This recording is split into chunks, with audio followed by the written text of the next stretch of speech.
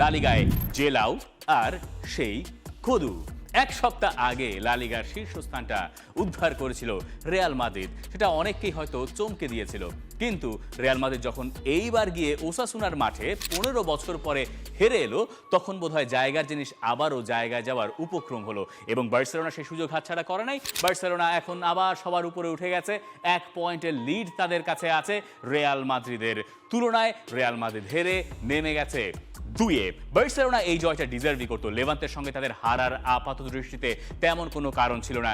এই ম্যাচ থেকে হান্সি ফ্লিকের পাওয়ার অনেক কিছু আছে। শীর্ষস্থান উদ্ধার করাটা একটা পাওয়া হতে পারে জাও কানসেলোর ভালো পারফরমেন্স দেখানো, আরেকটা পাওয়া হতে পারে রাফিনিয়া, লেভানডস্কি, লামিন ইয়ামাল সবাইকে একসঙ্গে স্টার্ট করানো, আরেকটা পাওয়া হতে পারে পেদ্রিকে নামানো। অনেকগুলো পাওয়ার ভেতরে বের্নালের গোলও হয়তো হান্সি ফ্লিকের জন্য আর বার্সেলোনার জন্য নতুন করে পাওয়া। Next level, well done, side by side, free. একটা বিশ্রাম বার্সেলোনার প্রয়োজন ছিল, সেই বিশ্রাম থেকে ফিরে তাদের কাছ থেকে কাঙ্ক্ষিত পারফরমেন্স পাওয়া গেছে। কিন্তু রিয়াল মাদ্রিদের জন্য যে ঘটনাটা অপেক্ষা করছিল সেটাই দিন শেষে ঘটেছে, যে আশঙ্কাটা আমরা করেছিলাম। যেহেতু বার্সেলোনাকে চ্যাম্পিয়ন্স লিগের নকআউটের প্লে অফ খেলতে হচ্ছে না আর রিয়াল মাদ্রিদকে এক্সট্রা 2টো ম্যাচ খেলতে হচ্ছে, তাই আমরা বুঝতে পারছিলাম যে বার্সেলোনা হয়তো আরেকটু বেশি বিশ্রাম পাবে, যেটা বার্সেলোনা আগের গেম উইক পর্যন্ত ওই অর্থে পায় নাই। কিন্তু রিয়াল মাদ্রিদ ঠিকই আবার চ্যাম্পিয়ন্স লিগে বেনফিকাকে হারিয়ে দেওয়ার পরে এইবার শনিবারে গিয়ে তারা ওসাসুনার কাছে বাজে পারফর্ম করে হারলো। আপনি বলতে পারেন যে 2-1-এই তো হেরেছে, বাজে পারফরমেন্স করলো আসলে কোন জায়গায়? আপনি যদি ওই ম্যাচে বক্সের ভেতরে রিয়াল মাদ্রিদ এবং ওসাসুনার কম্প্যারিজন করেন, যে রিয়াল মাদ্রিদের বক্সে ওসাসুনার কয়টা টাচ ছিল আর ওসাসুনার বক্সের রিয়াল মাদ্রিদের সুপারস্টারদের কয়টা টাচ ছিল, সেখানে আপনি দেখবেন ওসাসুনার প্লেয়ারদের টাচ আরো বেশি ছিল। তার মানে 2-1 গোলে জেতাটা ওসাসুনা ডিজার্ভই করতো আর রিয়াল মাদ্রিদের হারাটাও সম্ভবত ডিজার্ভ করতো।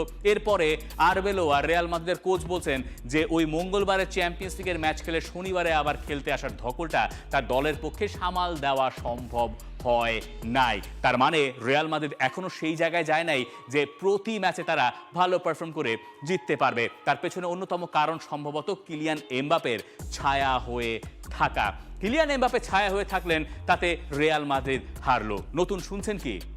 কিলিয়ান এমবাপে এই সিজনে রেকর্ড ব্রেকিং গোল করে যাচ্ছেন এবং যাচ্ছিলেনও, কিন্তু 2টো ম্যাচে তিনি গোল করতে পারেন নাই। আর তারপরে এই কথা উঠে গেছে যে কিলিয়ান এমবাপে কেন পারছেন না, তার কারণ তার ইনজুরি, যেটা তিনি ক্যারি করছেন। তিনি এই ইনজুরিটা ক্যারি করছেন সেই ডিসেম্বর মাস থেকে। তার হাঁটুতে ইনজুরি, তাকে ঘিরে অনেক রকম জল্পনা কল্পনা আছে। ফ্রান্সের বিশ্বকাপ আছে, মার্চ মাসে তার ইন্টারন্যাশনাল ফ্রেন্ডলি আছে একটা, তার উপরে ব্রাজিলের এগেনস্টে আরেকটা কলম্বিয়ার সঙ্গে। ফ্রান্স তাকে জাতীয় দলে ডাকবে তিনি যদি ফিট থাকেন, কারণ বিশ্বকাপের আগে তো আর ম্যাচ খুঁজে পাওয়া যাবে না। আর রিয়াল মাদ্রিদ চেষ্টা করছে তাকে একটু বিশ্রাম দিয়ে খেলাতে। লা লিগার লাস্ট গেম উইকে তাকে রাখা হয়েছিল বিশ্রামে, যাতে তিনি বেনফিকার সঙ্গে পুরোপুরি খেলতে পারেন। বেনফিকার সঙ্গে তিনি খেলেছেন ঠিকই, কিন্তু ওইভাবে নিজেকে হয়তো মেলে ধরতে পারেন নাই। আর এই ম্যাচে তিনি যে পুরোপুরি ছায়া হয়েছিলেন, সেটা খেলা যারা দেখেছেন তারা বোধহয় স্পষ্ট করেই বুঝেছেন এটা কিলিয়ান এমবাপের দায় হয়তো নয়। তিনি যে ইনজুরিটা ক্যারি করছেন সেটার কারণেই তিনি এই সময়ে থেমে যেতে সম্ভবত বাধ্য হচ্ছেন। রিয়াল মাদ্রিদ যদি তিনি না থাকেন, তাহলে রিয়াল মাদ্রিদকে উদ্ধার করবেন কে? প্রশ্ন হচ্ছে সেটা। ভিনিসিয়াস জুনিয়র হতে পারেন, কারণ আরও একটা ম্যাচ তো বাকি আছে, চ্যাম্পিয়ন্স লিগের মহা গুরুত্বপূর্ণ ম্যাচ। ওই জায়গায় তো কিলিয়ান এমবাপেকে নিয়মিত খেলিয়ে একটা খেসারত রিয়ালকে দিতে হচ্ছে। মানে একটু পেছনে ফিরে যাই, জানুয়ারি মাসে আসি আমরা, যখন সুপার কোপা দে এসপানিয়ার ফাইনালে কিলিয়ান এমবাপেকে উড়িয়ে নিয়ে আসা হলো স্পেন থেকে। মানে 2টো ম্যাচ রিয়াল মাদ্রিদকে খেলতে হতো, 2টো ম্যাচের ভেতরে একটা তারা রিয়াল মাদ্রিদ খেলেছে কিলিয়ান এমবাপেকে ছাড়া। যখন তারা ফাইনালে উঠেছে তখন তারা ঠিক করলো আমরা এমবাপেকে চাই। এমবাপেকে শাবি আলোনসো নিয়ে এসেছিলেন উড়িয়ে, তারপরে তিনি ওই ম্যাচ খেললেও ওই যে ধকলটা, সেই ধকলটা তিনি ক্যারি করে নিয়ে যাচ্ছেন।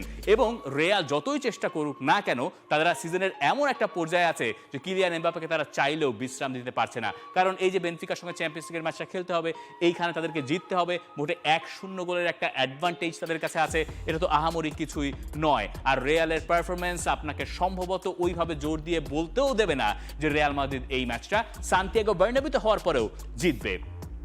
তবে ভালোর মধ্যে যা আছে তা হচ্ছে ভিনিসিয়াসের ফর্ম।